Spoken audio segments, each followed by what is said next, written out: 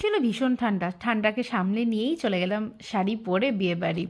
গিয়েই তো আমি অবাক, সাদার মধ্যে এত সুন্দর সাজানো আর লাল টুকটুকে কোণে, কি দারুণ দৃশ্য না? আর সিঁদুরদানের দৃশ্যের সময় আমরা পৌঁছে গেছিলাম।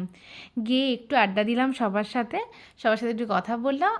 দিয়েই তো আমাদের মেন উদ্দেশ্য খাওয়া দাওয়া, স্টার্টারে চলে গেলাম।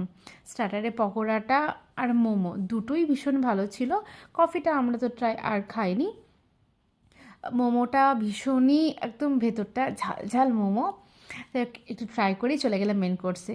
বসে খাওয়া দাওয়া করে ভেটকি আর রসমালাই এই দুটো এত অপূর্ব ছিল, বাকিগুলোও কিন্তু মন্দ নয়, খুবই ভালো ছিল খাওয়া দাওয়া। খাওয়া দাওয়া সেরে আমরা কিছু ফটো নিলাম, আমি এবং আমার বর। তার সাথে গোটা বিয়েবাড়িটাতে আমাদের সঙ্গ দিয়েছে মিষ্টি একটা মেয়ে, গুড়িয়া। সব কিছু নিয়ে একটা জমজমাট সন্ধে কাটিয়ে ফিরলাম।